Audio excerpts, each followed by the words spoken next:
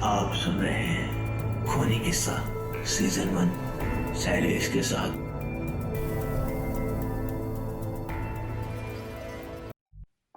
खुशबू, जी हाँ, यही तो नाम था उस लड़की का। 18 वर्ष की खुशबू अपने माँ बाप की इकलौती संतान थी। उसके माँ बाप उसका बहुत ही अच्छे से ख्याल रखते थे और उसकी हर मांगे पूरी करते थे। अरे यहाँ तक कि हमारे गांव जवार के बड़े बुजुर्ग बताते हैं कि गांव क्या, पूरे जवार में सबसे पहले साइकिल खुशबू के घर पर ही खरीद कर आई थी। उस साइकिल को देखने के लिए गांव जवार टूट पड़ा था। खुशबू उस समय उस साइकिल को लंगड़ी चलाते हुए गढ़ई, खेत, खलियान सब घुमाती। खुशबू बहुत ही नटखट थी और लड़कों जैसा मटरगश्ती करती रहती थी। वह लड़कों के साथ कबड्डी, चिक्का आदि खेलने में भी आगे रहती थी। एक बार कबड्डी खेलते समय गलगोदही करने को लेकर झगड़ा हो गया। अरे देखने वाले तो बताते हैं कि खुशबू ने विपक्षी टीम के लड़कों को दौड़ा दौड़ा कर मारा था। जी हाँ, पानी पिला पिला कर मारा था। किसी के दांतों से खून निकल रहा था तो कोई चिल्लाते हुए अपने घर की ओर भाग रहा था।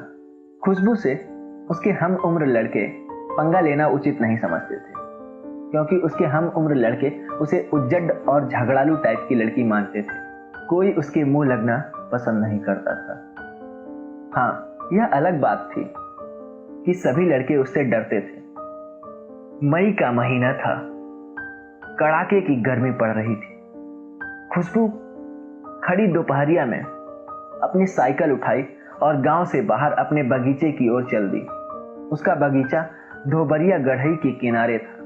इस बगीचे में आम और महुए के पेड़ों की अधिकता थी। यह बगीचा गांव से लगभग 1 किलोमीटर की दूरी पर था। बगीचे में पहुंचकर पहले तो रमकलिया खूब साइकिल हनहनाई, पूरे बगीचे में दौड़ाई और पसीने से तरबतर हो गई। उसने बगीचे के बीचों बीच एक मोटे आम के पेड़ के नीचे साइकिल खड़ी करके अपने दुपट्टे से चेहरे का पसीना पोंछने लगी। पसीना उसीना पोंछने के बाद पता नहीं खुशबू को क्या सूझा कि वह उसी पेड़ के नीचे अपना दुपट्टा बिछाकर उस पर लेट गई। बगीचे में लेटे लेटे ही खुशबू का मन पंछी उड़ने लगा। वह सोचने लगी कि उसके बाबूजी उसके लिए वर की तलाश कर रहे हैं। वह थोड़ा सकुचाई, थोड़ा मुस्कुराई और फिर सोचने लगी, एक दिन एक राजकुमार आएगा और उसे ब्याह कर ले जाएगा।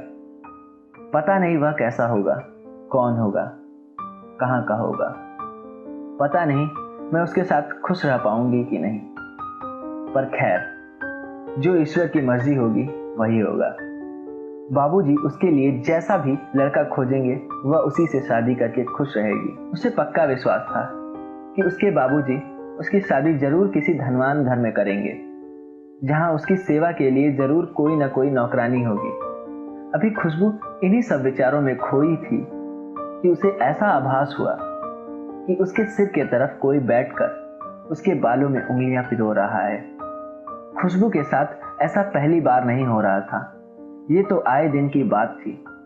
बकरी, गाय आदि चराने वाले लड़कियां या लड़के चुपके से उसके पीछे बैठकर उसके बालों में उंगलियां पिरोते या सहलाते रहते थे और खुशबू भी खुश होकर उन्हें थोड़ा बहुत अपना साइकिल चलाने को दे देती थी। पर पता नहीं क्यों आज खुशबू को यह आभास हो रहा था कि उंगली कुछ इस तरह से पिरोई जा रही है कि कुछ अलग सा ही एक अनजाना आनंद का एहसास हो रहा था। ऐसा लग रहा था कि कोई बहुत ही प्रेम से बालों को सहलाते हुए अपनी उंगलियां उसमें पिरो रहा है। आज रमकलिया को एक अलग ही आनंद मिल रहा था, जिसमें उसके यौवन की खुमारी भी छिपी लग रही थी। उसके शरीर में एक हल्की सी गुदगुदी हो रही थी और उसे अंगड़ाई लेने की भी इच्छा हो रही थी, पर वह बिना शरीर को हिलाए चुपचाप लेटी रही। उसे लगा कि अगर उठकर बैठ गई तो यह स्वर्गिक आनंद पता नहीं दोबारा मिलेगा कि नहीं। उसने बिना पीछे मुड़े ही धीरे से कहा कि 10 मिनट और ऐसे ही उंगलियां घुमाओ तो मैं 1 घंटे तक तुम्हें साइकिल चलाने के लिए दूंगी। पर पीछे से कुछ भी आवाज नहीं आई। फिर भी रमकलिया मदमस्त लेटी रही। उसे हल्की हल्की नींद आने लगी थी। देखते ही देखते शाम हो चली थी और खुशबू अभी भी बागीचे में ही लेटी थी। तभी उसे उसके बाबूजी की तेज आवाज सुनाई दी। खुशबू, खुशबू, बेटी खुशबू, अरे कब से यहां आई है? मैं और तुम्हारी माँ कब से तुम्हें खोज रहे हैं। इस सुनसान बागीचे में जहां कोई नहीं है, तू निडर होकर सो रही है। खुशबू ने करवट ली और अपने बाबूजी को देखकर मुस्कुराई। उसके बाबूजी उसे घर चलने के लिए कहकर घर की ओर चल दिए। खुशबू उठी, साइकिल उठाई और लंगड़ी मारते हुए गांव की ओर चल दी। उस रात पता नहीं क्या हुआ कि खुशबू ठीक से सो न सकी। पूरी रात करवट बदलती रही। जब भी सोने की कोशिश करती, उस बागीचे में घटी आज दोपहर की घटना याद आ जाती। वह बार बार अपने दिमाग पर जोर डालकर यह जानना चाहती थी, आखिर कौन था वह। वह अब पछता रही थी। उसे लग रहा था कि पीछे मुड़कर उससे बात करनी चाहिए थी, लेकिन वह करे भी तो क्या करे। उस अनजान व्यक्ति के कोमल प्यार भरे स्पर्शों से उसे अचानक कब नींद आ गई थी, पता ही नहीं चला था। अरे, अगर उसके बाबूजी बागीचे में पहुंचकर उसे जगाते नहीं तो पता नहीं कब तक सोती रहती। सुबह जल्दी जगकर खुशबू फिर अपनी साइकिल उठाई और उस बागीचे में चली गई। सुबह की ताजी हवा पूरे बागीचे में हिचकोले ले रही थी, पर पता नहीं क्यों सरसराती हवा में, पत्तियों, टहनियों से बात करती हवा में खुशबू को एक भीनी भीनी मदमस्त कर देने वाली सुगंध का आभास हो रहा था। उसे ऐसा लग रहा था कि आज पवन देव उसके बालों से खेल रहे हैं।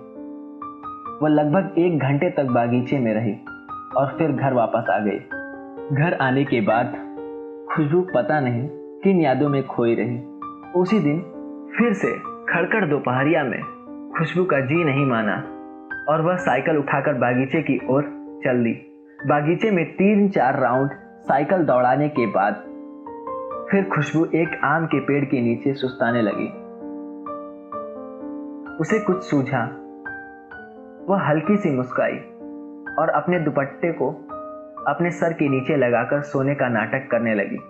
अभी खुशबू को लेटे 2-4 मिनट भी नहीं हुए थे कि उसे ऐसा लगा कि कोई उसके बालों में उंगलियां पिरो रहा है।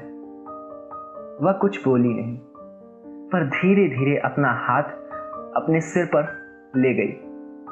वह उस उंगलियों को पकड़ना चाहती थी जो उसके बालों में घुसकर बालों से खेलते हुए उसे एक सुखद आनंद की अनुभूति करा रही थी। पर उसने ज्यों अपने हाथ अपने सर पर ले गई, वहां उसे कुछ नहीं मिला, पर ऐसा लग रहा था कि अभी भी कुछ उंगलियां उसके बालों से खेल रही हैं। खुशबू को बहुत ही अचंभा हुआ और वह तुरंत उठकर बैठ गई। पीछे सर घुमाकर देखी तो गजब हो गया, पीछे कोई नहीं था। उसे लगा कि शायद जो था वह इस पेड़ के पीछे छिप गया होगा, पर फिर उसके मन में एक बात आई कि जब वह अपना हाथ सर पर ले गई थी तो वहां कुछ नहीं मिला था। फिर भी बालों में उंगलियों के सुखद स्पर्श कैसे लग रहे थे। खैर, वह उठकर खड़ी हो गई और पेड़ के पीछे चली गई, पर वहां भी कोई नहीं था। अब वह बागीचे में आसपास दौड़ लगाई, पर उसे कोई नहीं दिखा। फिर वह अपने साइकिल के पास आई और तेजी से चलाते हुए गांव की ओर भागी। उसे डर तो नहीं लग रहा था, पर कहीं न कहीं एक रोमांचित अवस्था जरूर बन गई थी, जिससे उसके रोंगटे खड़े हो गए थे। आज की रात फिर खुशबू सो न सकी। आजकल उसे अपने आप में बहुत सारे परिवर्तन नजर आ रहे थे।